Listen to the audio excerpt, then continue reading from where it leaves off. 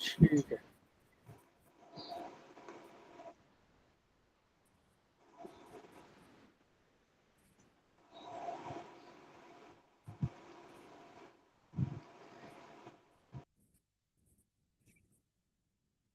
ठीक है जी, अल्हम्दुलिल्लाह 7th सेशन स्टार्ट है हमारा।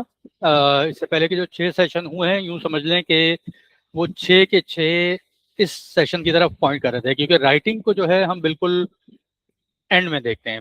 ज़रूरी नहीं है, कुछ बच्चे होते हैं जो जल्दी पिक कर लेते हैं, पहले पिक कर लेते हैं, कुछ होते हैं जो बाद में पिक करते हैं, लेकिन यूजुअली हम ये करते हैं क्योंकि राइटिंग में जो है मल्टीपल चीज़ें इन्वॉल्व होती हैं, तो हम उसको बिल्कुल एंड पे रखते हैं। जब हमारी रीडिंग, लिसनिंग, स्पीकिंग वगैरह सब हो जाता है, थोड़ी बच्चे की बेस बन जाती है, तो उसके बाद हम राइटिंग को केटर करते हैं। तो स्टार्ट करते हैं इंशाल्लाह।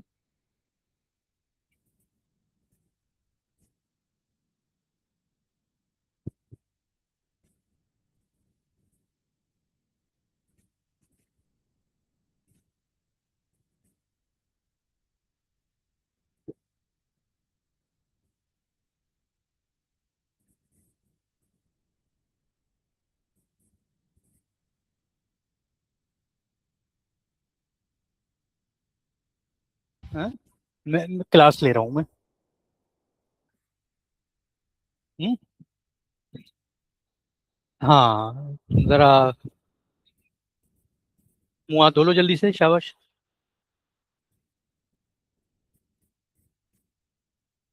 हाँ, मुंह हाथ धोना, फिर नाश्ता करेंगे।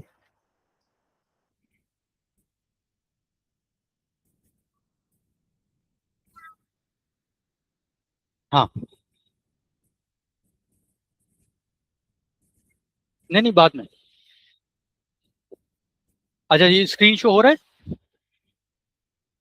जी सर, श्योर है। ठीक है जी। नहीं, मैं क्लास ले रहा हूँ, तुमसे नहीं बोल रहा। अच्छा जी, writing the most misunderstood skill in the English language. क्यों, इस पे हम देखेंगे कि हम बेचारे बच्चों के साथ क्या करते हैं, और मतलब हमारे साथ क्या हुआ। सेम हमारा फॉर्मेट है जैसे हमारी पिछली क्लासेस का रहा है। थोड़ा सा फीडबैक लेते हैं कि अब तक हमने क्या कर लिया। 6 क्लासेस हो गई हमारी, हमने नो करेक्शन पे बात कर ली, हमने डेली फॉर्मेट बनाया अपना, हमने इंग्लिश इन्वायरमेंट क्रिएट किया, इंग्लिश कॉर्नर बनाया अपना, हमने रीडिंग क्लॉक बनाई कि जी 30 आवर्स जो है वो रीडिंग होगी तो बच्चा एक लेवल पे पहुंचेगा। फिर हमने कमेंट्री की बच्चे के साथ, भले वो आप वॉक पे गए हों, भले आपने खाना बनाया हो, भले आपने कोई और काम किया हो। फिर हमने कुछ वर्ड्स हमने सेलेक्ट किए कि जी ये वर्ड्स हम मुस्तकिल उनके सामने बोलेंगे, और फिर देखेंगे कि वो कब रिपीट करते हैं। तो अब तक की ये हमारी रही है। और राइटिंग जैसे मैंने बताया कि इसको मैंने सबसे आखिर में रखा है, इसलिए नहीं कि ये मुश्किल है, लेकिन इसलिए कि इसको हम सबसे आखिर में अटेम्प्ट करते हैं। बाकी सारी चीज़ें कवर करने के बाद फाउंडेशन बच जाती है, तो उसके ऊपर हम राइटिंग को बेस करते हैं।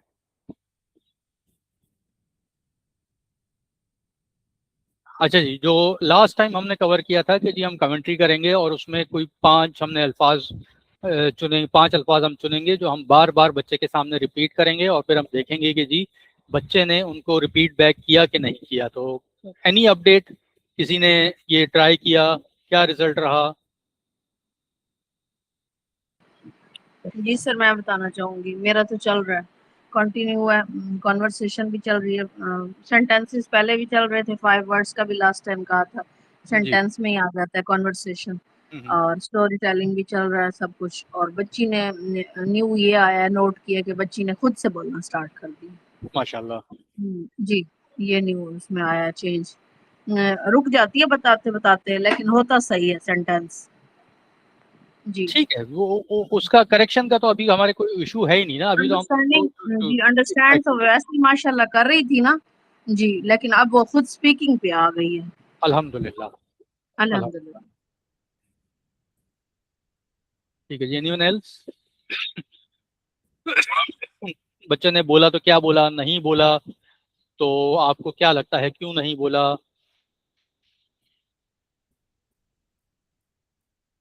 ठीक है, आगे चलते हैं इंशाल्लाह। बस इसमें एक चीज दिखाना चाहूंगा, words that came back were acquired. वो अल्फाज जो बच्चे ने पलट के बोले, ये वो हैं जो उसने एक्वायर कर लिए, ये उसकी लैंग्वेज का अब हिस्सा बन गए हैं। राइट, ये लफ्ज अब बच्चा नहीं भूलेगा।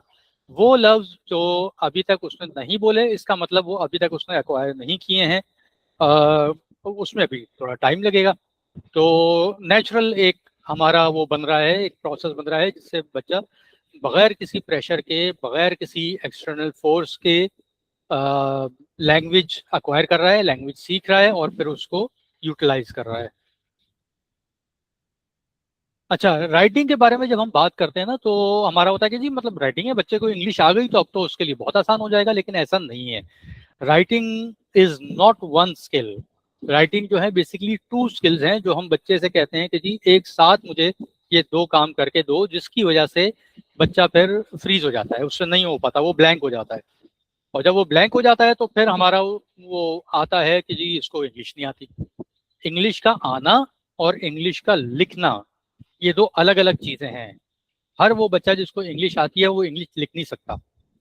क्यों? क्योंकि जो सेकंड स्किल है जिस पे हम बात करेंगे, वो उसके पास नहीं होती। या फिर हम कह रहे होते हैं कि शुरू में जब हम कोई काम करते हैं ना, कोई भी एनी टास्क आप उठा के देख लें, तो उसका कुछ प्रोसेस होते हैं कि जी स्टेप 1 में ये होगा, स्टेप 2 में ये होगा, स्टेप 3 में ये होगा। राइट, तो होता क्या है कि जब हम बिगिनर होते हैं तो हमें वो स्टेप्स मैनुअली करने पड़ते हैं। क्यों? मतलब हमें एक एक चीज देखनी पड़ती है कि अच्छा ये स्टेप हो गया, अब सेकंड स्टेप पे जाएंगे, सेकंड स्टेप का हम प्रोसेस देखेंगे क्या करना है, फिर हम सेकंड स्टेप करेंगे, फिर उसको हम थर्ड स्टेप पे लेके जाएंगे। तो ये एक एक चीज देख देख के हमें करनी पड़ती है, ऑटोमेटिक नहीं होता। ऑटोमेटिक बहुत अरसे बाद होता है, जब वो हमारी मसल मेमोरी बन जाती है, तो उसके बाद फिर हम बगैर सोचे एक काम कर लेते हैं। मतलब अभी अगर आप मुझसे कोई सवाल पूछेंगे इंग्लिश में, तो मैं बगैर सोचे उसका जवाब दे दूंगा। क्यों? क्योंकि मेरी पिछली मोर देन अ डेकेड का एक्सपीरियंस है, जिसकी वजह से अब वो चीज मेरी मेमोरी का हिस्सा बन गई है। लेकिन शुरू में ऐसा नहीं था, शुरू का मेरा पहला साल ऐसा बिल्कुल नहीं था, दूसरा साल बिल्कुल ऐसा नहीं था, बहुत टाइम लगा इसमें। तो होता यह है कि बच्चा भी जब शुरू कर रहा होता है तो उसको हर चीज में टाइम लग रहा होता है, उसको हर चीज का सोचना पड़ता है कि अच्छा मुझे ये काम करना है तो इसको मैं ब्रेक करूंगा 4 स्टेप्स में। 4 स्टेप में पहला स्टेप है, पहले स्टेप में मुझे ये करना है। तो उसमें फिर जाहिर है बच्चे को टाइम लगता है, लेकिन हम क्या करते हैं, हम कहते हैं कि जी अब तुम तेजी से लिखना शुरू कर दो। तो हम देखेंगे कि एक्चुअली हमें करना क्या है अगर हम राइटिंग करना चाहते हैं। हुआ क्या हमारे साथ कि हमें थोड़ी इंग्लिश पढ़ाई गई। यानी हमें चैप्टर 1 चैप्टर 2 के वर्ड मीनिंग करा दिए, सेंटेंसेस करा दिए, रीडिंग करा दी, क्वेश्चन आंसर करा दिए, ग्रामर की एक्सरसाइज करा दी, और उससे उन्होंने कहा कि जी अब इस बच्चे को इंग्लिश आ गई है।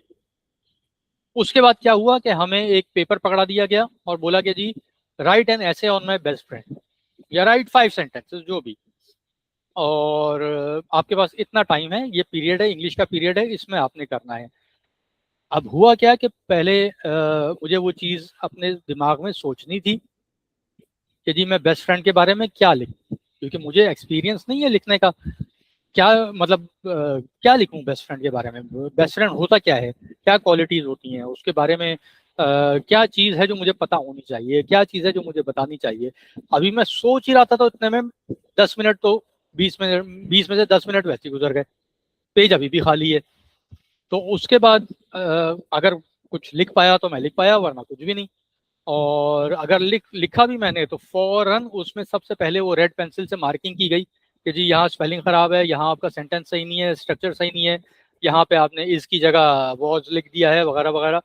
और उस पर मुझे कुछ 3 आउट ऑफ 10, 4 आउट ऑफ 10 मिल गए। और वर्डिक्ट क्या आया, कंक्लूजन, कि जी इस बच्चे को इंग्लिश नहीं आती।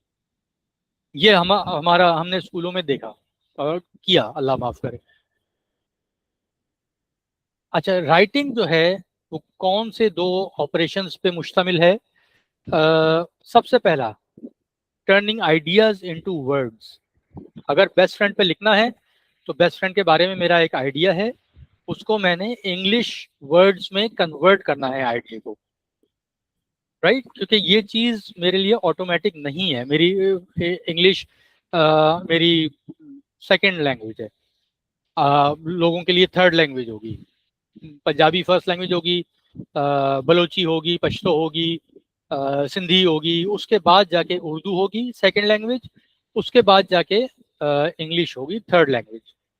बल्कि अक्सर कुछ के लिए तो मतलब फोर्थ लैंग्वेज भी होती है, तो जो मिक्स कल्चर फैमिली जो होती हैं, तो ऑब्वियसली मैं आईडीए को एक फॉरेन लैंग्वेज में कन्वर्ट करना is a time taking process, जिसमें एक एफर्ट लगता है, जिसमें एक टाइम लगता है।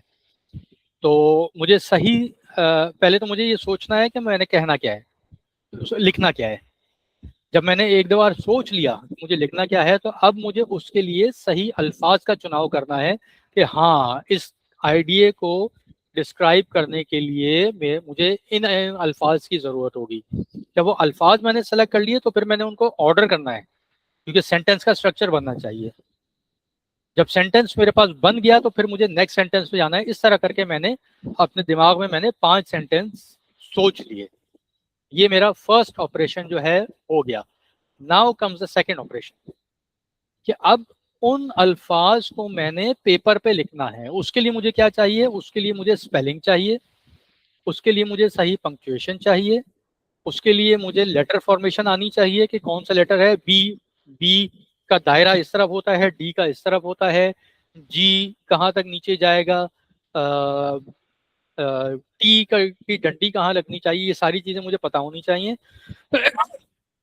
स्पेसिंग का पता होना चाहिए मुझे कि जी आई एम अ बॉय, तो आई और एम के दरमियान जो स्पेस है, और एम और अ के दरमियान जो स्पेस है, अ और बॉय के दरमियान स्पेस है, उसके बाद फुल स्टॉप है, जो पंक्चुएशन है, ये सारी चीजें मुझे पता होनी चाहिए। ठीक है ना? नीटनेस का मुझे ख्याल रखना है, मुझे प्रॉपर लाइन में लिखना है, लेफ्ट टू राइट लिखना है, और उसके बाद मुझे पेंसिल या पेन को फिजिकली कंट्रोल करना है। एक मिनट, मुझे एक मिनट दीजिए।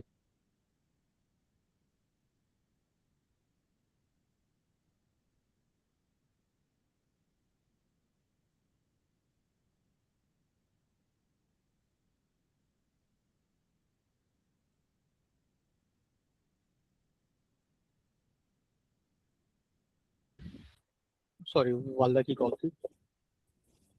ठीक है, तो अब हमने देख लिया कि ऑपरेशन नंबर 1 में और ऑपरेशन नंबर 2 में हमारे पास सब स्टेप्स कितने हैं। मतलब ये एक ऑपरेशन का मतलब एक टास्क नहीं है, एक ऑपरेशन का मतलब 4 टास्क हैं या उससे भी ज्यादा।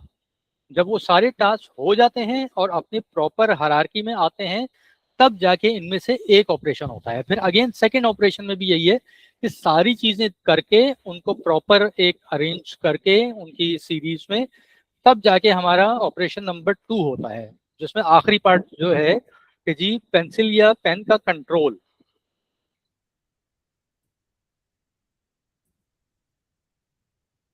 तो अगर हम फर्ज करें कि मैं आपको कहता हूं कि जी आप पढ़ने के लिए कहीं बाहर जा रहे हैं, आप जर्मनी जा रहे हैं, कहीं फ्रांस जा रहे हैं, चाइना जा रहे हैं पढ़ने के लिए, और मैंने आपको 1 साल का कोर्स करा दिया। अब मैं आपको पेन और पेपर दूं और आपसे बोलूं कि जी write 1 page on the problem of evil, French में, चाइनीज में, टर्किश में, वट एवर, क्या होगा? आप कुछ देर के लिए तो आप फ्रीज हो जाएंगे, क्योंकि evil is a very heavy topic. ऐसा नहीं है कि बस मैंने बोला और आपने लिखना शुरू कर दिया कि जी इवल इज दिस, और कुरान में ये लिखा है और नबी सल्लल्लाहु अलैहि वसल्लम की हदीस ये है, और जाहिर है उसको उस टॉपिक को सोचने के लिए आपको कुछ वक्त चाहिए। तो क्या इसका मतलब ये है कि आपको लिखना नहीं आता, या क्या इसका मतलब ये है कि आपको इविल के बारे में नहीं पता? नहीं, इसका सिर्फ मतलब ये है कि वो जो मीडियम है जिसको आप इस्तेमाल करना चाह रहे हैं, आप अभी तक उसका यूज टू नहीं हुए। और अगर हो भी गए, चलें, फिर भी मैं कहता हूं कि जी किसी भी चीज के बारे में लिखने के लिए एटलीस्ट 10 मिनट तो आपको चाहिए कि आप एक आइडिया बनाएं कि यार इसके बारे में लिखना है तो यहाँ से शुरू करूंगा, यहाँ से पे खत्म करूंगा। आप कहते हैं कि जी शैतान इज ईविल, तो फिर आप सोचेंगे कि अच्छा पहले मैं बताऊंगा कि जी हजरत आदम अलैहिस्सलाम और बीबी हवा के साथ क्या हुआ, वहां से इसकी वजह से उनको निकाला गया। फिर मैं कहूंगा कि जी हाबिल और काबिल का बताऊंगा कि जी the first murder in the history of mankind. वहां से फिर मैं आगे चलूंगा, फिर मैं नबी सल्लल्लाहु अलैहि वसल्लम के उसमें बताऊंगा कि जी आपके दौर में ये हुआ और वो अबू जहल ये करता है। तो उसको सोचने के लिए आपको प्रॉपर एक टाइम चाहिए।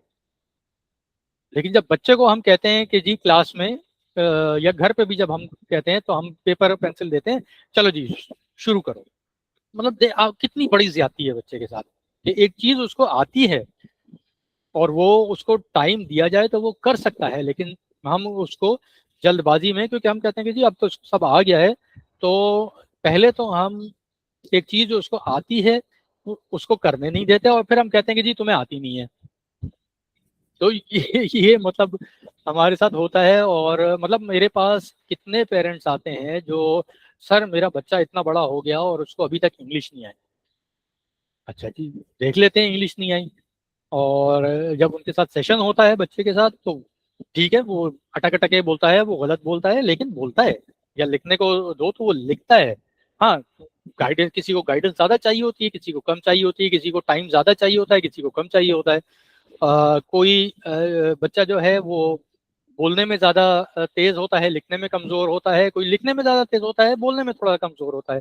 तो हर एक की जो वो स्ट्रेंथ है उसके हिसाब से उसको जज अगर हम करें तो एक अलग बात है। लेकिन हम करते क्या है कि एक टास्क देते हैं, 5 मिनट मुश्किल से रुकते हैं और उसके बाद हम कहते हैं यार इसको तो कुछ नहीं आता, चलो वो किसी के पास जाके अब इसको काउंसलिंग की जरूरत है बच्चे को।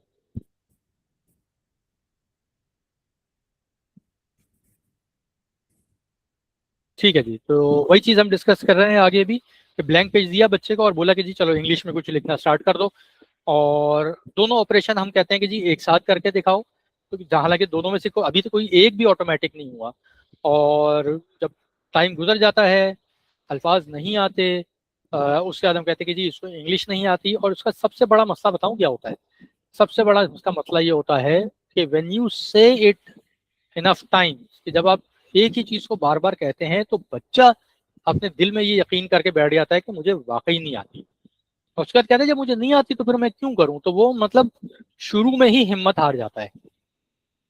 वो चीज जो प्रॉपर टाइम में वो कर सकता था वो भी नहीं करता। मतलब वो हमारी बात पे यकीन कर लेता है कि जी हम मुझे इंग्लिश नहीं आती। और ये सबसे बड़ा खतरा है। मतलब हम चलो कुछ बिलीव करें ना करें, बच्चा अपने आप को जब बेवकूफ़ समझने लगता है ना कि जी मैं तो बेवकूफ़ हूँ, ना मुझे मैथ आती है, ना मुझे इंग्लिश आती है, ना मुझे उर्दू आती है, तो वहाँ उसके बाद फिर लर्निंग नहीं हो सकती। उसके बाद आप उसको 10 अच्छे से अच्छे स्कूल में डाल दें, उसके बाद अच्छे से अच्छा ट्यूटर लगवा दें, वो फिर नहीं पिक करेगा। क्यों? क्योंकि वो हमने उसको बावर करा दिया कि जी तुम तो बेवकूफ़ हो, तुम्हें कुछ नहीं आता। ठीक है, करेक्ट ऑर्डर क्या है काम करने का? तो इसमें हम 4 स्टेजेस की बात करेंगे। सबसे पहला स्टेज जो कि कोई नहीं करता, मैंने अभी तक किसी को ये करते हुए नहीं देखा, मेरे पास जितने पेरेंट्स आए हैं, नो वन डज दिस। बच्चा बोलेगा, आप लिखेंगे। हम क्या करते हैं, बच्चे से लिखवाते हैं, स्टार्ट ही उससे होता है, बजाय ये करने के कि बच्चे को लिखने का प्रोसेस करके दिखाएं। हम में से कितने हैं जिनको स्कूल में ये मिला कि जी पहले टीचर ने हमें करके दिखाया और वो पूरा दोनों ऑपरेशन कैसे करते हैं, एक एक ऑपरेशन उन्होंने हमें एक्सप्लेन किया और उसके बाद उन्होंने बोला कि जी चलो अब तुम्हारी बारी। किसी के साथ नहीं हुआ होगा, बहुत ही कोई शाज़ो नादिर किसी का कोई एक आध टीचर होगा, ट्यूटर होगा जिसने ऐसा कर दिया तो कर दिया, वरना किसी के साथ नहीं होता। The first step is always narration. बच्चा बोलेगा, आप लिखेंगे और फिर आप उसको बताएंगे कि देखो मैंने क्या लिखा है। इस पर अब हम ये आगे बात करेंगे। सेकंड इज कॉपी, कि कोई एक सेंटेंस आप बच्चे को बताएंगे जो लिखा हुआ होगा और वो देख देख के उसको कॉपी करेगा। ये सेकंड ऑपरेशन की बात हो रही है, जहाँ पे उसको नीटनेस और स्पेसिंग और लेटर फॉर्मेशन ये सब होगा। थर्ड इज डिक्टेशन, और ये मतलब ऐसा नहीं है कि एक ही दिन में होगा, ये एक एक हफ्ते बाद या दो दो हफ्ते बाद या एक एक महीने बाद भी होगा।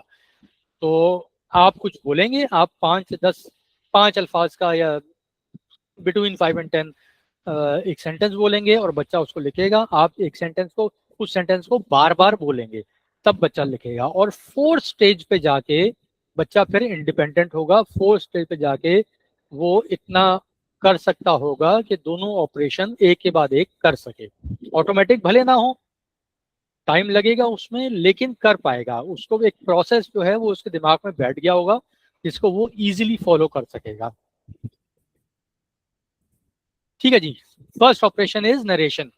बच्चा बोलेगा, आप लिखेंगे, जो उसने बोला है वैसे लिखेंगे, वो आपको लिखते हुए देखेगा। इससे होगा क्या, इससे उसका ऑपरेशन 1 जो है, first operation, turning ideas into words, उसको ये समझ आएगा कि ये कैसे होता है। कोई स्पेलिंग के ऊपर आपने जोर नहीं देना, पेन के ऊपर आपने जोर नहीं देना, कैसे पकड़ना है, क्या पकड़ना है, देखो मैंने पेन ऐसे पकड़ा है और यूं पकड़ा है, देखो मैं स्पेलिंग क्या लिख रहा हूँ, नथिंग। बच्चा जो बोलता है बोले, जो उसकी समझ में आता है बोले, और जो वो बोलेगा वो आपने as it is jot down करना है पेपर पे, ताकि उसको पता चले कि वो प्रोसेस क्या होता है। वो सोच रहा है, ऑपरेशन 1 वो कर रहा है, ऑपरेशन 2 आप कर रहे हैं। ठीक है ना? तो बैठ जाए किसी टाइम पे, और इसमें ये नहीं होगा कि चलो बिल्ली को डिस्क्राइब करो, नहीं। It has to be something very personal. अगर बिल्ली है उसके पास तो ठीक है, लेकिन उसके अलावा नहीं। आप बोलेंगे कि जी चलो आज सुबह क्या हुआ, या उससे बोलेंगे वो सुबह जो भाई से झगड़ा हुआ था ना, तो वो क्या हुआ था मुझे बताओ जरा। या चले ये तो बहुत टफ हो गया, अभी इतनी इंग्लिश पता नहीं उसको आती है नहीं आती। आप बोलेंगे सुबह नाश्ते में क्या खाया, कैसा लगा, क्या खाना पसंद है। फिर वो जब आपको बोलेगा कि जी आई ईट एग, आई ईट हनी, या जो भी, वो फिर आप उसको लिखें और उसके साथ बराबर में आप बैठे हुए हो, ताकि वो लिखता हुआ आपको देखे। उसमें आपने कोई एडिट नहीं करना। हमारा क्या होता है कि उसमें लिखा आई ईट एग, तो हमने उसको I ate eggs in the morning, या I ate eggs for breakfast, या I had eggs for breakfast. नहीं, आपने अपनी नहीं चलानी, आपने उसकी चलानी है। वो जैसा लिख कह रहा है वैसे आपने उसको लिखना है, और कोई करेक्शन नहीं करनी, ग्रामर करेक्ट नहीं करनी। और एक बार आपने लिख लिया तो आप उस पे उंगली फेरते हुए उसको रीड करेंगे बच्चे के लिए, ताकि वो जो उसके दिमाग में जो अल्फाज हैं और जो लाइनें आपने बनाई हैं पेपर पे, वो उन दोनों में कनेक्शन बना सके कि अच्छा, जो मैंने सोचा था वो इस तरह लिखने में इस तरह आता है। This is the visual representation. तो ये स्टेज 1 हो गया आपका। Stage 2, copy. आपने एक सेंटेंस दिया बच्चे को लिखा हुआ, या आपने खुद लिखा, या आपने उसकी फेवरेट जो स्टोरी बुक है या कोई सी भी बुक है वो खोली, आपने कहा चलो ये सेंटेंस लिखो। बच्चा वो कॉपी करेगा और बस, दैट इज द एंड। कुछ इसमें नहीं करना। ये हम ऑपरेशन 2 की बात कर रहे हैं। इसमें पेन किस तरह होल्ड करना है वो भी आएगा, इसमें लेटर फॉर्मेशन भी आ जाएगी। इसमें सोचने का कोई काम नहीं है, क्योंकि अगर हम अगेन फिर हम बोलेंगे जी पहले सोचो फिर लिखो, तो बच्चा फ्रीज हो जाएगा। तो हम सोच के उसको दे रहे हैं कि उसको क्या लिखना है। उसने सिर्फ ऑपरेशन 2 करना है। आइडिया है, सब कुछ है वहां पे, प्रॉपर ग्रामर है, प्रॉपर स्पेलिंग है, सब कुछ है। उसने सिर्फ उसको कॉपी करना है, ताकि उसके हाथ को आदत हो कि हाथ चलाना किस तरह है। जो विजुअल रिप्रेजेंटेशन है उसको पेपर पे किस तरह लेके आना है। तो करना कुछ नहीं है। कोई भी उनकी किताब जो फेवरेट है, जो स्टोरी टेलिंग के दौरान आपको लगेगा हाँ यार ये स्टोरी इसको बहुत अच्छी लग रही है, आप वो किताब खोलें, उसमें छोटा सा कोई सेंटेंस देखें, बहुत छोटा भी नहीं होना चाहिए, 5 वर्ड से 10 वर्ड के दरमियान जो ऑप्टिमम उसकी लेंथ है। 5 से कम होगा तो वो बहुत छोटा हो जाएगा, 5 से ज़्यादा होगा तो उसके लिए बहुत मुश्किल हो जाएगा। सॉरी, 10 से ज़्यादा होगा तो। और उसमें आपने उसकी स्पीड को नहीं देखना, उसमें आपने उसकी लेटर फॉर्मेशन को नहीं देखना कि जी ए बड़ा बना रहा है, बी छोटा बना रहा है, या क्या वो जैसा बना रहा है। आपने सिर्फ ये देखना है कि वो इंग्लिश लिख रहा है कि नहीं लिख रहा। ऑपरेशन 2 की हम बात कर रहे हैं यहाँ पे, तो बस that's all you have to do. Third is dictation. Excuse me sir, sir जी जी। जब वो सिलेक्ट कर लेगा फिर वो खुद लिखेगा सेकंड वाले ऑपरेशन में कॉपी वर्क में। एक तो उसने अपनी फेवरेट बुक में से अपना सेंटेंस लिया 5 वर्ड्स का उसकी पसंद का, फिर वो लिखेगा आपकी सेकंड ऑपरेशन। सेंटेंस फर्स्ट में हम, तो हम लिखा था ना हाँ, नरेशन। सेंटेंस हम सेलेक्ट करेंगे। ये चले, अगर वो भी सेलेक्ट करता है तो फिर वो खुद उसको लिखेगा, वो कॉपी करेगा उस सेंटेंस को, ताकि उसके दिमाग के ऊपर कोई जोर ना पड़े। ऐसा ना हो कि जी सोचवा के फिर लिखवाना है, लिखा हुआ मिले उसको, वो सिर्फ उसको कॉपी करे और कोशिश करे कि जैसा लिखा है बिल्कुल वैसे ही उसको कॉपी करे, ताकि लेटर फॉर्मेशन आ जाए, स्पेलिंग उसको थोड़ा थोड़ा पता चलना शुरू हो जाए कि अच्छा ये इसकी ये स्पेलिंग है, लेफ्ट टू राइट लिखना है, लाइन के ऊपर लिखना है, ऐसा नहीं कि एक लेटर लाइन के ऊपर है दूसरा लाइन के नीचे है। तो ये हम सिर्फ राइटिंग ऑपरेशन 2 की प्रैक्टिस करवा रहे हैं और कुछ भी नहीं है, राइट। तो जी जी ठीक है सर। नरेशन में उसने सोचा, हमने लिखा, और अब कॉपी वर्क में हमने सोचा या हमने किताब खोली और उसने लिखा। तो पहले सिर्फ ऑपरेशन 1 की प्रैक्टिस कराएंगे, फिर सिर्फ ऑपरेशन 2 की प्रैक्टिस कराएंगे, बस। अब जब इन दोनों चीज़ों में वो थोड़ा एक्सपीरियंस्ड हो जाएगा, कुछ अरसा ये काम करेगा वो, उसके बाद हम करेंगे डिक्टेशन। हम सेंटेंस बोलेंगे और वो उसको सुनेगा, समझेगा, फिर अपनी मेमोरी से उसको लिखेगा। ये हम दोनों ऑपरेशंस को मिला रहे हैं। ऑपरेशन 1 और ऑपरेशन 2 के बीच का जो ये समझ लें ब्रिज है, ये वो चीज़ है। किसी भी सेंटेंस को इतनी देर मेमोरी में रखना कि उसको हम लिखने के काबिल हो जाएं। शुरू में क्या होता है, हम कहते हैं कि जी इंग्लिश लिखो, तो बच्चा सोचता है, अगर 5 सेंटेंसेस हमने लिखने का बोला है उसको, तो वो बेचारा जब तक 5वें सेंटेंस में पहुंचता है तो वो ये भूल चुका होता है कि पहले सेंटेंस में क्या करना था, उसको कैसे लिखना था। क्योंकि हर सेंटेंस पे हम दोनों ऑपरेशन चला रहे हैं ना, ऑपरेशन 1 भी चला रहे हैं, ऑपरेशन 2 भी चला रहे हैं। तो बच्चे का माइंड अभी तक इतना मवाद एक्टिवली होल्ड करने के लिए का केपेबल ही नहीं है, लेकिन हम उससे कह रहे होते हैं कि जी करो। तो यहाँ पे आके ये स्किल डेवलप होगी कि ऑपरेशन 1 का जो रिजल्ट आया है वो उसको अपने दिमाग में इतनी देर रखे कि उस पर ऑपरेशन 2 अप्लाई कर सके। ठीक है, हमने एक सेंटेंस लिया और हमने उसको जोर से बोला, हमने उसको 2 दफा 3 दफा बोला, और बच्चे ने उसको सुना और फिर उसने उसको बगैर देखे लिखा। हम शुरू करेंगे बिल्कुल छोटे सेंटेंस से, 3-4 वर्ड का सेंटेंस, फिर 5, फिर 6, फिर 7, इस तरह। और कोई जल्दी नहीं है, अगेन जल्दी का ये काम है ही नहीं। Writing means patience. तो बस हमने बोला 2 दफा 3 दफा, उसने सुना, उसने अपनी मेमोरी में उसको होल्ड किया और फिर उसने उसको लिखा। ये हमारा थर्ड ऑपरेशन जो है, थर्ड जो स्टेज है, ये कंप्लीट हो गया। कुछ अरसे ये करने के बाद बच्चा इस लायक हो जाएगा कि वो इंडिपेंडेंट राइटिंग पे आए, और अब हम उसको बोलेंगे कि जी अब आप, now you are capable of performing both operations at once. तो अब आप ये काम करो कि हम आपको टॉपिक देंगे और आपने उसको टॉपिक पे सोचना है, सोचने को फिर राइटिंग में कन्वर्ट करना है और फिर उसको पेपर पे लेके आना है।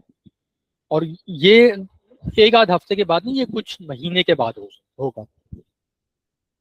तो अगेन इसमें हम परफेक्शन नहीं देख रहे, इसमें फ्लुएंसी नहीं देख रहे, हम ये देख रहे हैं कि जी बच्चा ये काम कर पा रहा है या नहीं कर रहा, मैनेज कर रहा है या नहीं कर रहा। और हमें पता कैसे चलेगा कि बच्चा स्टेज 4 पे आ गया है, कि बच्चा खुद से लिखना चाहेगा।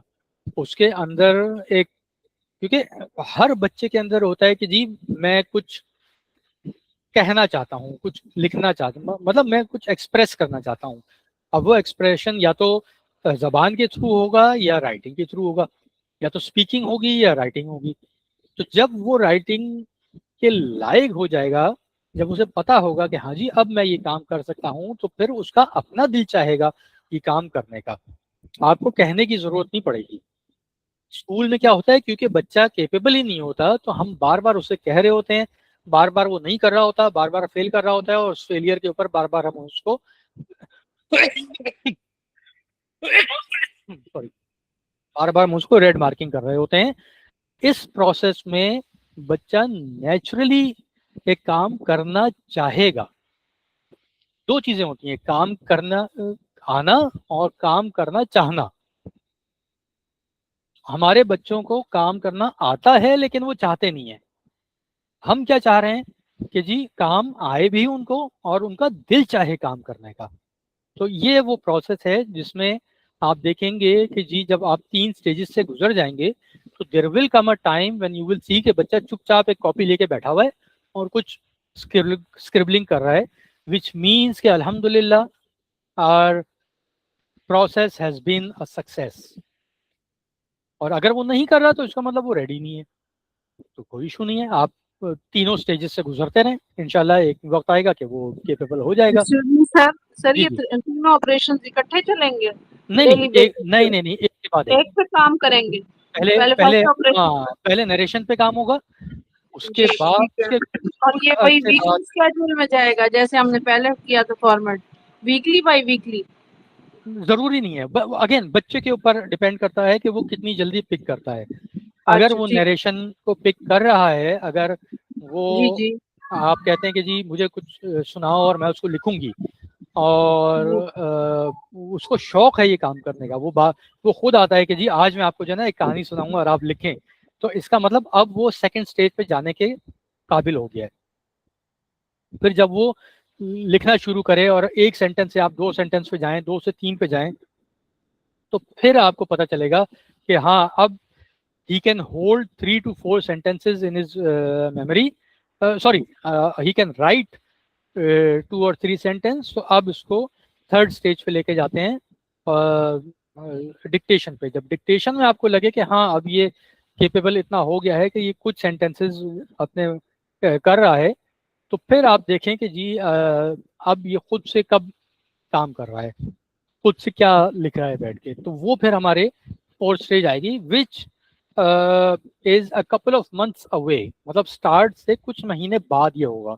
ऐसा नहीं है कि मतलब हर हफ्ते आप एक मतलब महीने के 4 हफ्ते हैं तो at the end of the 4th week आपका बच्चा इंडिपेंडेंट लिख रहा होगा, नहीं।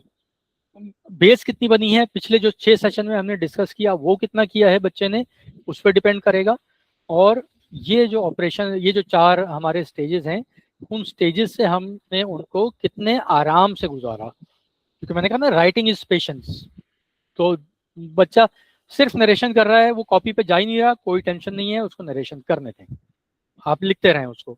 बल्कि मैं तो कहूँगा कि शुरू शुरू में आप बोलेंगे जी अपने उससे कि जी आज क्या किया, आज क्या खाया। जब बच्चा केपेबल हो जाए कि वो छोटी छोटी कहानियां सुनाने के काबिल हो जाए आपको, बिल्कुल छोटी, there is a rabbit, rabbit is running, और rabbit see lion, rabbit is scared, या स्केर्ड नहीं तो थोड़ा आप लुकमा दे दें, कोई मसला नहीं है।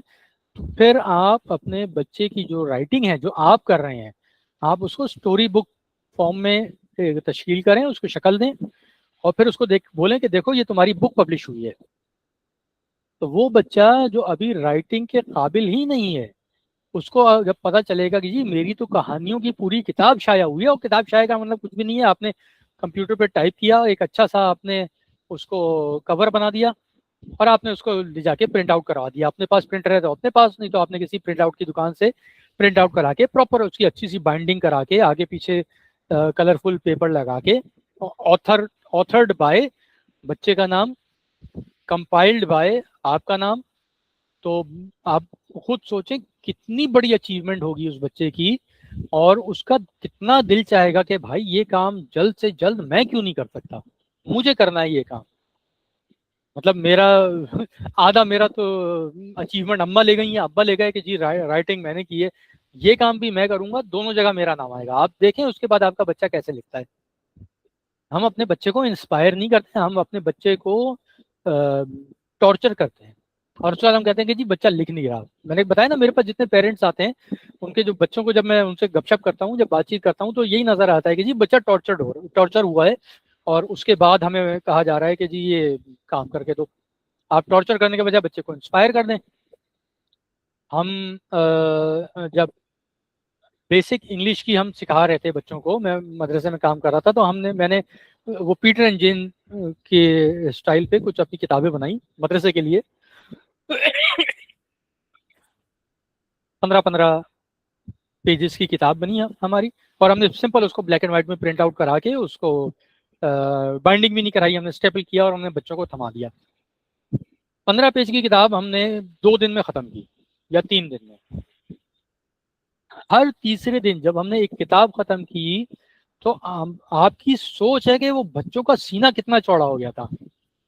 वो मतलब उनको बिलीव नहीं हो रहा था कि यार मैंने पूरी किताब खत्म कर ली। वो बच्चे जो हमारे पास उस वक्त जब आए थे, तो वो उर्दू में अपना नाम नहीं लिख पा रहे थे, इंग्लिश तो दूर की बात है। मदरसे के बच्चे हैं, गांव गोटों से आए हुए होते हैं, कश्मीर से, बलूचिस्तान से, इंटीरियर सिंध से, पंजाब से, कहाँ कहाँ से, वो केपीके से बच्चे आए हुए होते हैं हमारे पास। और मतलब उर्दू उनकी साफ नहीं होती, और एक दो तो कुछ तो ऐसे भी हैं जिनको उर्दू आती ही नहीं थी, मतलब मैंने खुद उनको पढ़ाया है।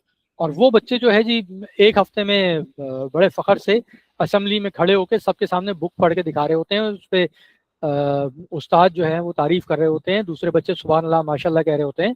It is a very big achievement कि जिस बच्चे को सही से उर्दू नहीं आती वो इंग्लिश पढ़ रहा है सबके सामने असेंबली में खड़े होकर, उसका जो कॉन्फिडेंस बूस्ट होता है, I have never seen anything like this. तो आप अपने बच्चे को ना छोटी छोटी अचीवमेंट्स जब देंगे, उसके बाद आप देखेंगे कि जी वो आके आपसे बोल रहा होगा कि जी अब मुझे ये करना है, अब मुझे राइटिंग करनी है, अब मुझे कहानी लिखनी है, अब मुझे प्रिंट आउट करना है, अब मुझे पब्लिश करनी है। आप इस 3 या 4 कहानियां जमा करें, उसकी उसकी किताब बनाएं, और फैमिली उसे बोले, फैमिली वालों को जाके 20-20 रुपए में बेचो, पैसे आ जाएंगे। उसके बाद उसने 4 चचा, 3 चचा, 2 मामू को बेच दी, उसके 100 रुपए बन गए उसके। कितनी बड़ी अचीवमेंट है एक बच्चे के लिए। तो हमारा प्रोसेस बिल्कुल उल्टा होता है। एक्सक्यूज मी सर, मेरा एक क्वेश्चन है सर। ये हम्म, फर्स्ट वाला जो नरेशन पे है ना, इस पे तो यही है ना कि child talks and you write. जी जी, अच्छा, तो ये चाइल्ड टॉक्स पे फिर यही है कि हमारे ये जो पीछे वाले फॉर्मेट है वो सारे चलेंगे तभी बच्चा बोल रहा है ना? एग्जैक्टली, यानी कि बिल्कुल। जी, ये सब कनेक्टेड है ना, आगे और पीछे सब ऑपरेशंस कंप्लीट चलेंगे ना तभी जाके बच्चा बोलेगा ना। यानी कि अभी स्टेज पे आ गए, जैसे अब मैं अपनी बच्ची की बात करूं, वो सेंटेंसेस पे आ गई है तभी नरेशन पे काम होगा ना। और अगर बच्चा नहीं बोल रहा तो इसका मतलब हमने पीछे वाले पॉइंट्स पे पहले ना अमल करना है। यानी कि जिसमें ना स्टोरी टेलिंग है, हमारी ऑडियो पे है, ऑडियो लिसनिंग पे है, और स्टिकी नोट्स पे है, और 5 सेंटेंसेस डेली है। ऐसा ही है ना? बिल्कुल ऐसा है। देखें, हम्म, मैंने शायद जिक्र किया था, मैं हमेशा करता हूँ वैसे, कि मेरे उस्ताद ने मुझे बताया था कि output is 20% of the input. आप जो भी इनपुट बच्चे को देंगे, बच्चा उसका 20% आउटपुट देगा। बच्चा नहीं, कोई भी, मैं भी, आप, हम सब, हम हमारा जो इनपुट होता है, हम उसमें से अच्छा खासा जो है वो लूज कर देते हैं, जो बचता है वो फिर हम आउटपुट देते हैं। तो जब बच्चे का इनपुट होगा, जब इंग्लिश कॉर्नर बना हुआ होगा, जब स्टोरी टेलिंग चल रही होगी, जब नरेशन चल रही होगी, जब लेबलिंग हुई हुई होगी हर चीज की, तब जाके बच्चे की वोकेबलरी डेवलप होगी, तब जाके बच्चा कुछ आउटपुट देगा। तो ऑब्वियसली हम पिछली जो 6 क्लासेस में करते आए हैं, वो सारा जो है वो फाउंडेशन है इस काम के लिए जो हम बच्चे से आज कराना चाह रहे हैं। तो वो सब होगा तब जाके ये सक्सेसफुल होगा। ठीक है जी, इंडिपेंडेंट राइटिंग पे भी हमने बात कर ली। अच्छा जी, हमारा फेवरेट टॉपिक, गलतियां कैसे सही करें। बच्चा जो है स्पेलिंग मिस्टेक कर रहा है, तो हम सबसे पहली क्लास हमारी थी नो करेक्शन। उसी को आज हम रिपीट करेंगे कि जी अर्ली स्टेजेस में आपने बिल्कुल करेक्ट नहीं करना। इंडिपेंडेंट स्टेज पे भी अगर बच्चा आ गया है, गलती कर रहा है, कोई इशू नहीं है, ठीक है ना, क्योंकि अगर हम नरेशन में करेंगे तो नरेशन करेक्शन, तो नरेशन स्टॉप हो जाएगी, बच्चा आपको कुछ नहीं बताएगा। क्यों? क्योंकि या तो आप बच्चे को टोकेंगे कि जी बच्चा कुछ कह रहा है, नहीं नहीं ऐसे नहीं ऐसे, तो बच्चा रुक गया वहां पे। या फिर आप ये करेंगे कि बच्चे ने कुछ बोला है, आप उसको सही करके लिख देंगे। वहां पे भी बच्चे का कॉन्फिडेंस लूज हो गया, भाई मैं बोल क्यों रहा हूँ जब आपने मेरी कही हुई बात लिखनी नहीं है, तो मैं क्यों बोलूँ। ऑब्वियस सी चीज है। अगर कॉपी के दौरान बच्चा कोई मिस्टेक कर रहा है और आप उसको ठीक कर रहे हैं, तो इसका मतलब ये है कि उसको मतलब करेक्शन नहीं, उसको प्रैक्टिस चाहिए। उसको खुद नजर आ रहा है कि जी ऊपर क्या लिखा है, नीचे क्या लिखा है। ठीक है जी, कोई बात नहीं, दोबारा कर लो, कोई दूसरा सेंटेंस कर लो, नो इशू।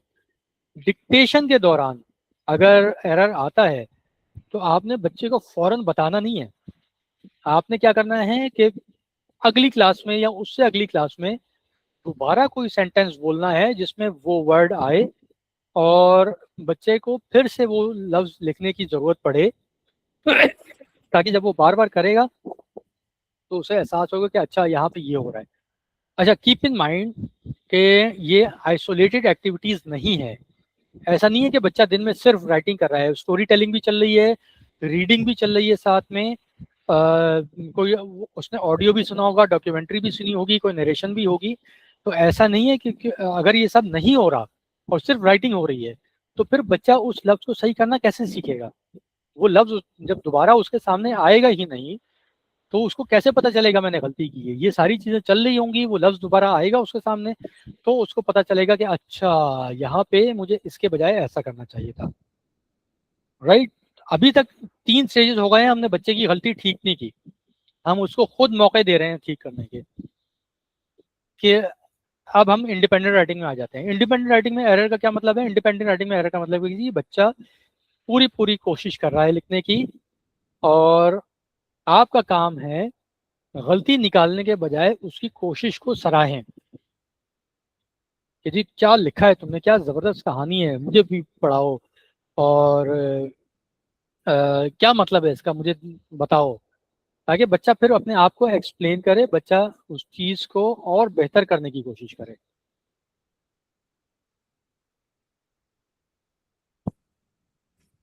ठीक है जी। अगेन वही हमारी बात हो रही है कि जो पुरानी जो हमने एक्टिविटीज की थी जो पिछले 6 सेशंस में, ये सारी एक्टिविटीज वो थी जो इस क्लास के लिए फाउंडेशन थी। जैसे हमने 30 आवर रीडिंग की हमने बात की थी कि जी 30 घंटे बच्चा पढ़ेगा तो उसकी वोकेबलरी बिल्ड हो जाएगी, उसको रीडिंग का शौक होगा। तो हर घंटा जो वो पढ़ रहा है वो इन चीज़ों की प्रैक्टिस कर रहा है, जो चीज़ें हम आज उससे करा रहे हैं।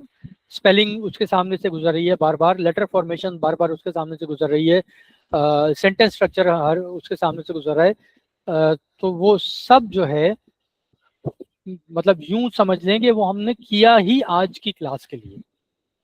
पिछली जो 6 क्लासेस थी हमारी, वो सब हमने आज की क्लास के लिए किया कि बच्चा राइटिंग सही से कर सके। ऑब्वियसली उसमें फिर स्पीकिंग भी आ जाती है, उसमें और चीज़ें भी आती हैं। ठीक है जी। अब करना क्या है, पहले दिन हमने बैठना है। हम चाहें तो स्टडी टेबल पे बैठ जाएं, लेकिन कोशिश करें किसी रिलैक्स जगह पे बैठें, और आपके हाथ में नोटबुक और पेन होना चाहिए, उनके हाथ में नहीं। और आज क्या किया, क्योंकि जैसे हम कहते हैं ना कि अगर मैं कहूँगा कि जी मुझे कोई कहानी सुनाओ, तो अभी वो कैपेबल नहीं है बच्चा उस काबिल, उसके पास वो वोकेबलरी नहीं है, या अगर है तो बहुत अच्छी बात है, लेकिन यूजुअली इस वक्त बच्चे के पास इतनी वोकेबलरी नहीं होती, इतना वो अपने दिमाग में नहीं रख सकता कि वो पूरी कहानी आपको नरेट करे। तो आप बिल्कुल सिंपल सा कोई उससे क्वेश्चन करें, और जो स्मॉल क्वेश्चन हो, कॉन्क्रीट क्वेश्चन हो, मतलब उसका एक लिमिटेड नंबर ऑफ वर्ड्स में उसका जवाब मिल सके, और कोई ऐसी चीज हो जो अभी अभी उससे गुजरा हो, वो जो फ्रेश हो उसके माइंड में। जो उसने बोला है वो आपने वर्बेटिम लिखना है। राइटिंग अपनी ऐसी रखें जो उसकी समझ में आए। कोई ग्रामर आपने सही नहीं करनी, आपने वर्ड्स को इम्प्रूव नहीं करना, अपडेट नहीं करना। अगर वो रुक जाता है तो आपने उसको कंटिन्यू नहीं करना, और जब ये हो जाए तो फिर आपने उसको पढ़ के सुनाना है कि उसने क्या लिखवाया। ठीक है ना, ताकि उसको पता चले कि जी मैंने जो सोचा है वो किस फॉर्म में कॉपी में आया।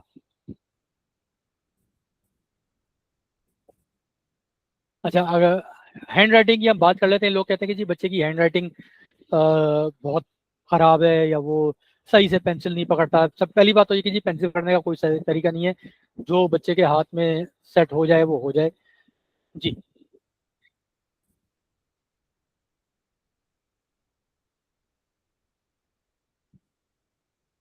अच्छा, मैं आ रहा हूँ। ठीक है। अ, हमारा जो इशू होता है ना, वो बच्चे का इशू नहीं होता, हम उसको बच्चे का इशू बना देते हैं। हमें कहीं से पता चल गया कि जी पेंसिल इस तरह पकड़नी है, हम बच्चे के पीछे पड़ जाते हैं कि जी पेंसिल इसी तरह पकड़ो।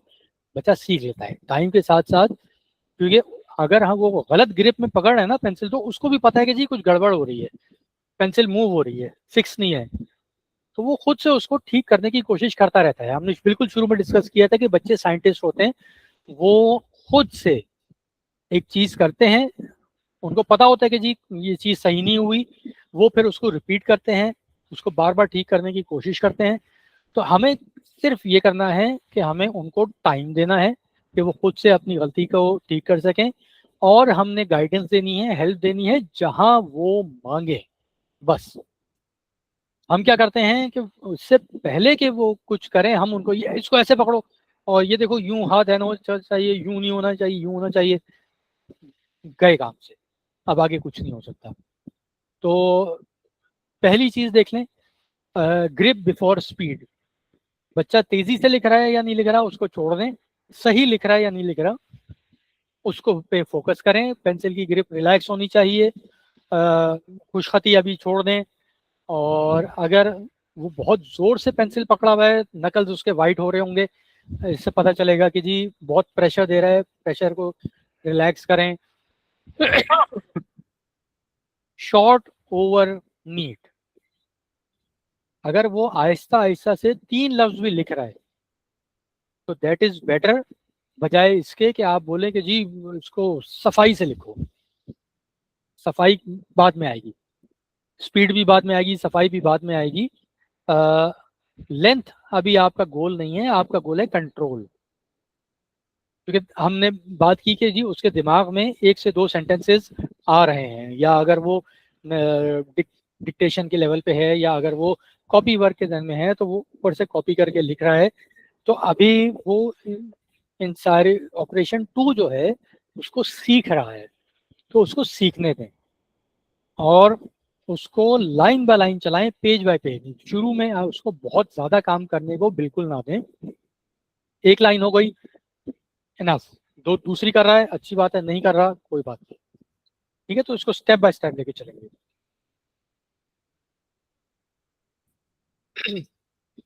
अच्छा जी, बात कर लेते हैं उस जर्नल की जो अभी तक हमने नहीं बनाया। आज की एंट्री, आप पूछेंगे जी आज क्या हुआ, आज क्या खाया, आज क्या किया, क्या खेला, what did you play outside. I play football, I play cricket, I play bat ball. ठीक है जी। जो उसने बोला है वो लिखें। स्टेज 2 पे हम करेंगे कि जी एक सेंटेंस हम सेलेक्ट करेंगे और फिर बच्चा उसको कॉपी करेगा। स्टेज 3 में हम प्रीवियस कोई एंट्री या कोई भी उसकी फेवरेट स्टोरी बुक का सेंटेंस हम रीड करेंगे 2 से 3 दफ़ा। वो उसको डिक्टेशन हम देंगे, वो उसको लिखेगा। स्टेज 4 में हम उसको इंडिपेंडेंट राइटिंग वो करेगा। लेकिन अगेन ज़रूरी नहीं कि बहुत तेज़ी से हो जाए, ज़रूरी नहीं कि एक साथ हो जाए, अपने टाइम पे करेगा। Give him as much time as possible. ये पेरेंट जर्नल में ये अगेन आपके ऊपर है, आपने करना है तो ठीक है, नहीं तो नहीं। कॉपी राइटिंग के वक्त सेंटेंस कौन सा सेलेक्ट करें। 5 से 10 वर्ड का होना चाहिए, कंप्लीट सेंटेंस होना चाहिए, फ्रेगमेंट नहीं होना चाहिए। कंप्लीट सेंटेंस होगा तो उसके लिए ज़्यादा मानी खेज होगा बच्चे के लिए। कोई ऐसी किताब से उठाएं जो उन्हें पसंद है, वो स्टोरी जो वो बार बार सुनना चाहते हैं या वो पढ़ रहे हैं बार बार, और वो लैंग्वेज जो वो बोल सकें। क्योंकि अगर वो बोल सकते हैं तो फिर उसको लिख सकते हैं। बोलना आसान है, लिखना ज़रा मुश्किल काम है, क्योंकि लिखने में एक ऑपरेशन हमारा बढ़ जाता है। तो जो वो बोल सकते हैं, समझ सकते हैं, वही वो फिर लिखेंगे। जो कोशिश क्या करें, ये इस बात को इंश्योर करें कि बहुत डिफिकल्ट कोई चीज़ ना दें उन्हें लिखने के लिए। ठीक है जी, अल्हम्दुलिल्लाह हमारी 7th क्लास ख़त्म हुई। अगर कोई सवाल है तो बताएं, इंशाल्लाह इसको टैकल करते हैं।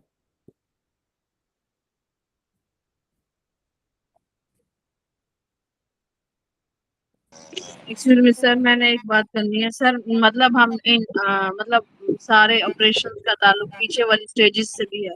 अब बिल्कुल इसमें सर मैंने ये नोट किया कि ना अगर हम डेली बेसिस पे 5 to 7 मिनट्स जैसे एक स्टोरी टेलिंग का भी टाइम बना लें और एक हम लेबलिंग का भी 5 to 10 मिनट्स बना लें टाइम, और क्योंकि डेली 10 वर्ड्स की लेबलिंग करनी है तो 5 to 7 मिनट्स इनफ है।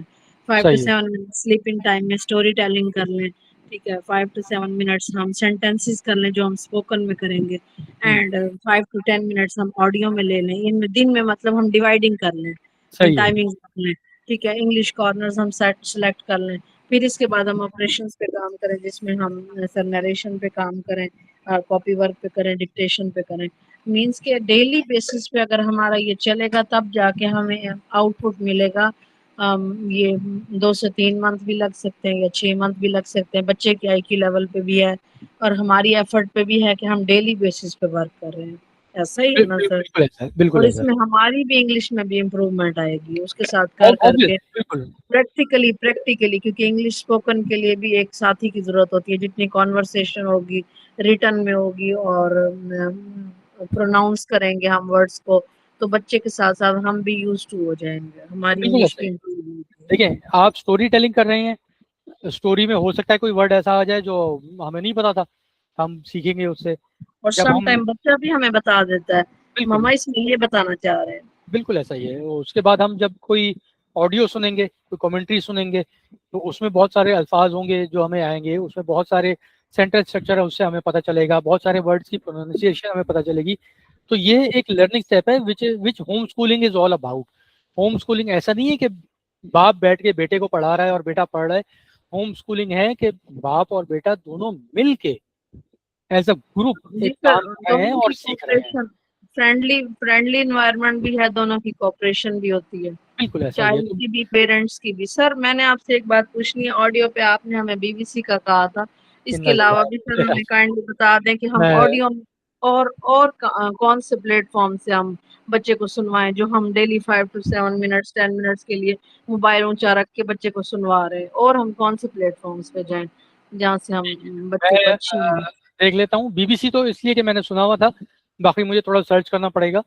क्योंकि हमारा होता ये है कि मेरे घर में हम लोग कमेंट ये डॉक्यूमेंट्रीज पे इतना हम फोकस इसलिए नहीं करते कि मैं मतलब बच्चों से और खुद ही बात कर रहा होता हूँ, तो वो हमारा ऑलमोस्ट सर कवर हो जाता डॉक्यूमेंट्री में तो फिर स्टोरी पूरी आ जाती है ना, यानी कि आगे पीछे सारा लिंक होता है ना। फिर बच्चे थोड़ा डॉक्यूमेंट्री में तो इंटरेस्ट नहीं लेते ना, छोटे बच्चे, जैसे 6 साल की बच्ची है है। मेरी।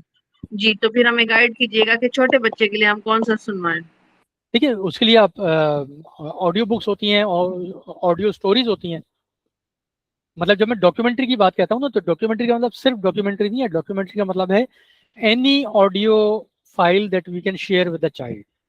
अब वो जाहिर है बच्चे के ऊपर डिपेंड करता है कि वो डॉक्यूमेंट्री सुनेगा या क्रिकेट की कमेंट्री सुनेगा। मेरे बच्चे हैं, उनसे आप इस वक्त फीफा के बारे में बात करवा लें, वो मैच देखते हैं, मैच की कमेंट्री सुनते हैं। सुनते, बड़ा वाला बहुत इंटरेस्टेड है फुटबॉल में, तो वो कमेंट्री सुनता है और उसके बाद वो मुझसे आके डिस्कस करता है। तो मैं मतलब डॉक्यूमेंट्री हम नहीं कर रहे, लेकिन हम उसका ऑल्टरनेट कुछ कर रहे हैं क्योंकि उसका शौक है। सर मीन्स कि हमें ये देखना होगा कि हमारे बच्चे का इंटरेस्ट किस तरफ है, एग्जैक्टली ये हम हमें एग्जैक्टली फाइंड करना होगा। बिल्कुल। तो हो सकता है उसको स्टोरी सुनने का शौक हो सकता है उसको कमेंट्री सुनने का शौक हो सकता है अगर उसको डायनासोर का शौक है तो वो डायनासोर के बारे में कुछ सुनना चाहे। हो सकता है वो अगर इंटरेस्टेड है कि जी बहुत सारे बच्चे होते हैं, मेरा जो छोटा वाला है उसको हर चीज़ के बारे में ये जानने का शौक है, ये चीज़ काम कैसे करती है, और उसके लिए वो हर चीज़ को खोल देता है। वो मेरा दराज खोलेगा, मेरे स्क्रू ड्राइवर निकालेगा, मेरा हैमर निकालेगा, हथौड़ा निकालेगा, वो और कोई ना कोई चीज़ वो खोल के बैठ जाएगा। और जब हमें पता चलता है तब तक बहुत देर हो चुकी होती है। कल सर कीनली ऑब्जर्वेशन भी तो बच्चे का IQ लेवल फास्ट करती है ना। बच्चा सोचने पे मजबूर होता है, वो इंटेलिजेंट और होता है, बिल्कुल। थिंकिंग पावर उसकी। तो जो भी बच्चा जिस चीज में इंटरेस्ट ले रहा है, अब उसके बारे में उसको रीडिंग करवाएं, उसके बारे में ऑडियो सुनवाएं उसको, आपका काम हो गया। आपको कोई चीज फोर्स करने की जरूरत नहीं पड़ेगी, फिर वो खुद आके आपसे मांगेगा।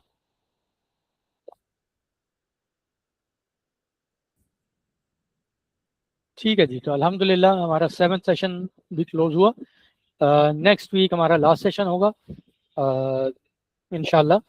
तो तब तक के लिए अल्लाह हाफिज़, अस्सलाम वालेकुम वरहमतुल्लाहि वबरकातुहू। अल्लाह हाफिज, वालेकुम अस्सलाम।